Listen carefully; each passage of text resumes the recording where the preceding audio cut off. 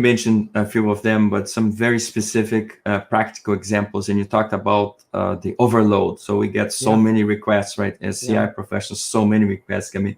So could you explain how, let's say, design thinking or Kanban could be used to help CI professionals? Sure. Well, I discovered, for example, the approach of design thinking is more about creating, let's say, CI programs adapted to the organization. All organizations are not equal. And we have first, what I love about this approach is that we empathize first, and we understand the organization first to define the problem we want to solve. We don't start with a generic CI program and we think that it will work.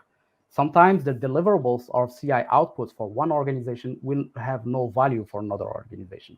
So it's always about, before seeking to fight or to do something, seek to understand. Once we understand, we define after that the problems we want to solve for the organization.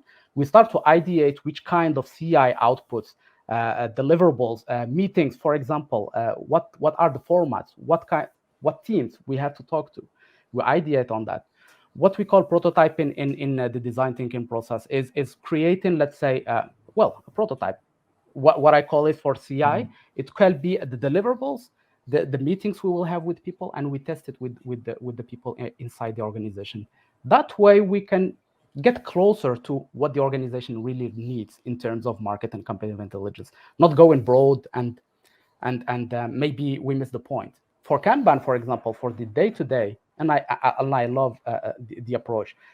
You don't you don't just take any request and start working on it. You don't run with it. You keep it, and I have a very simple Kanban I use and I advise people to use. Is you have your funnel, everything going to come in your way. You keep it there, and you prioritize in your backlog. Same way product teams do.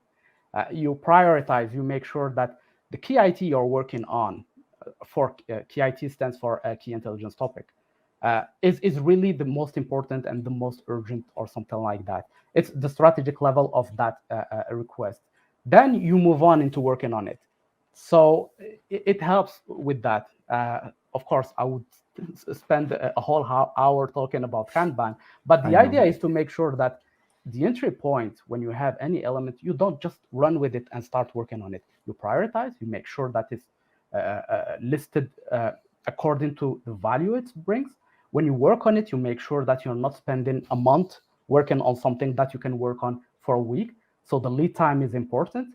You define your criteria for when we can say that key IT is ready to be presented to stakeholders. And once it's ready, and presented, what kind of feedback you can get to make it done, because you don't close any key IT until, let's say, you have some feedback about that also. And this is something maybe new for many people, talking about each time we're presenting something, a CI output or deliverable, we seek that feedback from people to make sure that we optimize the output each time, and we optimize the overall program over time. Because the worst thing is to keep presenting outputs that nobody cares about, for example, and it's not responding to their needs. So we need to know if it's really valuable to them or not. If it's not, we adapt. And this is what we're talking about pivot or persevere over time. So yeah, these are some elements I want to share with people. Of course, it will be more specific and with some examples, but that's the goal. So let's say I am, trying